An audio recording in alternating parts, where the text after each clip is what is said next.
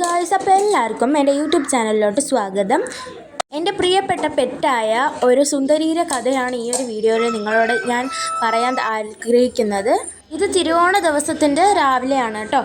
നമ്മളുടെ കൂടെ എപ്പോഴും കാണുന്ന ഒരു പൂച്ച തന്നെയാണ് സുന്ദരി. നേരെ ഒരിടത്തും പോവാതെ നമ്മളുടെ വീട്ടിൽ തന്നെ ചുറ്റിപ്പറ്റി നിൽക്കുന്ന ഒരു പൂച്ചയാണ് അവൾ.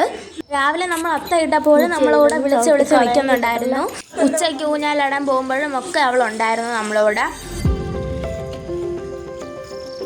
ഇന്നത്തെയും പോലെ അവൾ എന്നെ തന്നെ ചുറ്റിപ്പറ്റി ഇങ്ങോട്ട് നിന്നു. അപ്പം അവൾക്ക് എന്തോ കാര്യം പറയാനുള്ളത് പോലെ തോന്നി. ഞാൻ അപ്പോൾ ഊഞ്ഞാലവിടെ വന്ന് നിൽക്കുവാണ്. അപ്പോഴും എന്തോ പറയാൻ പോലെ തോന്നി അവൾക്ക്. ഞാൻ മൊബൈലെടുത്ത് വീഡിയോ പിടിക്കുമ്പോഴും ചുറ്റിപ്പറ്റി അവൾ നിന്നു. വീഡിയോ എടുക്കാൻ സമ്മതിച്ചില്ല. അവൾ എന്തിനാണ് എന്നെ വിളിക്കുന്നതെന്ന് അറിയാൻ വേണ്ടിയിട്ട് ഞാൻ അവൾ പോണേൻ്റെ പിറകെ ഞാൻ പോയി. ആദ്യമായിട്ട് അവൾ എന്നെ വിളിച്ചുകൊണ്ട് പോയത് വീട്ടിൻ്റെ അകത്തായിരുന്നു. പതിവില്ലാത്ത ഒരു കാര്യമായതുകൊണ്ട് ഞാനും അതിൻ്റെ പിറകെ നിന്ന് പോയിട്ടുണ്ടായിരുന്നു. പിന്നെ നമ്മുടെ റൂമിനകത്തായിരുന്നു അവളുടെ യാത്ര. അതിൻ്റെ ഇടയിൽ ഒരു സ്റ്റാൻഡ് ഉണ്ടായിരുന്നു. അതിൻ്റെ ഇടയിലോട്ടാണ് ഓടുന്നത്. അവളുടെ വയറ് കണ്ടപ്പോഴേ എനിക്ക് മനസ്സിലായി ഗർഭിണിയാണെന്ന് തോന്നി. അപ്പോൾ ഇന്ന് രാവിലെ ആയപ്പോൾ തന്നെ നല്ല വയറുവേദനയും അസ്വസ്ഥതയും എന്തോ പറയാനുള്ളത് പോലെയാണ് അവൾ ഓടിയത്.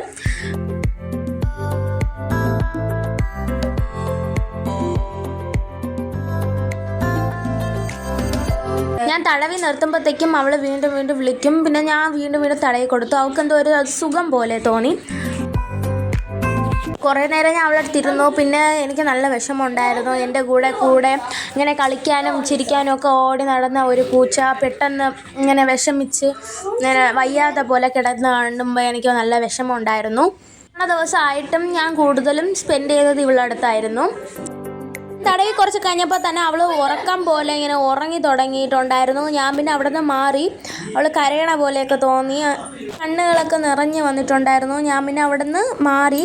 കുറച്ച് കഴിഞ്ഞ് ഞാൻ വന്ന് നോക്കിയപ്പോൾ നല്ലോണം സന്തോഷമായിട്ട് ഉണ്ടായിരുന്നു. കാരണം അവളാണെങ്കിൽ ഒരു കുഞ്ഞ് ജനിച്ചിട്ടുണ്ടായിരുന്നു. അപ്പോഴത്തേക്കും അതിൻ്റെ ഇടയിൽ ഒരാളും കൂടെ കിടക്കുന്നതായിട്ട് എനിക്ക് തോന്നി. അപ്പോൾ കൊണ്ട് 2 കുഞ്ഞുങ്ങൾ കണ്ടു ഞാൻ. ഒരാൾ അമ്മയെപ്പോലെ തന്നെ നല്ല വെളുത്ത് സുന്ദരിയായിട്ടുള്ള ഒരാളും പിന്നെ വേറൊന്നും മഞ്ഞ കളറിലുള്ളതായിരുന്നു. ഞാൻ അവരെ ഡിസ്റ്റർബ് ചെയ്തില്ല. ആ കുഞ്ഞുങ്ങൾ പ്രസവിച്ചോറിനെ അമ്മയുടെ പാലായിരുന്നു കുടിച്ചുകൊണ്ടിരുന്നത്.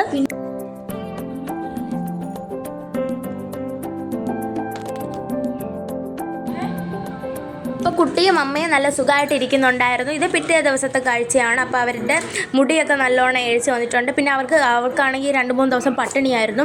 അതുകൊണ്ട് തന്നെ ഞാൻ ഒരു കവറിൽ ആഹാരം വെച്ച് കൊടുക്കുന്നുണ്ട്. അപ്പോൾ അവൾ കുറേ നേരം വിളിച്ച് നിന്നിട്ട് അവൾ കഴിക്കുന്നുണ്ടായിരുന്നു കേട്ടോ. ഇറങ്ങി വരാനുള്ള ഒരു ബുദ്ധിമുട്ട് കാരണമായിരിക്കാം അവിടെ കൊണ്ട് വച്ചത് ഞാൻ. അവളെ പോലെ തന്നെ 2 നല്ല സുന്ദരികളായിട്ടുള്ള മുത്തുമണികളെയാണ് നമുക്ക് കിട്ടിയിട്ടുണ്ടായിരുന്നത്. കോഴീൻ്റെ വീഡിയോ ഇതുപോലെ തന്നെ നല്ല സന്തോഷമേകിയതായിരുന്നു. അപ്പം അത് എൻ്റെ യൂട്യൂബ് ചാനലിലുണ്ട്. നിങ്ങളെ പോയി കാണാൻ മറക്കല്ലേ. വെള്ളക്കുട്ടി എഴിച്ചിരിക്കുന്നുണ്ട്. പിന്നെ മഞ്ഞ പൂച്ചയെ കാണാനില്ലായിരുന്നു.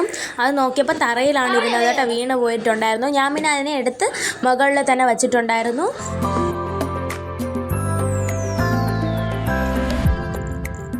അവളുടെ കുഞ്ഞുങ്ങളുടെ സൗണ്ട് കേട്ടോന്നറിയില്ല. അപ്പോൾ തന്നെ അവൾ ഓടി വന്നിട്ടുണ്ടായിരുന്നു കേട്ടോ. അവൾക്കാണെങ്കിൽ ഭയങ്കര ഇഷ്ടമാണ് ആ കുഞ്ഞുങ്ങളെ. ഒരുപാട് ഇഷ്ടമുണ്ടായിരുന്നു. അപ്പം അവൾ ഇങ്ങനെ നക്കിയിട്ട് കൊടുക്കുന്നുണ്ടായിരുന്നു. നമ്മൾ കൈ കൊണ്ട് എടുക്കാൻ പാടില്ല. കൈ കൊണ്ട് എടുത്തു കഴിഞ്ഞാൽ ഈ കണ്ണ് തുറക്കാൻ വളരെ താമസിക്കും. 7 ദിവസം കഴിഞ്ഞിട്ട് മാത്രമേ അത് കണ്ണ് തുറക്കത്തുള്ളൂ. അതാണ് അതിൻ്റെ ഒരു സമയം. അമ്മ പറഞ്ഞത് കൊണ്ട് തന്നെ ഞാനാണെങ്കിൽ കുഞ്ഞുങ്ങളെ എടുത്തിട്ടില്ല.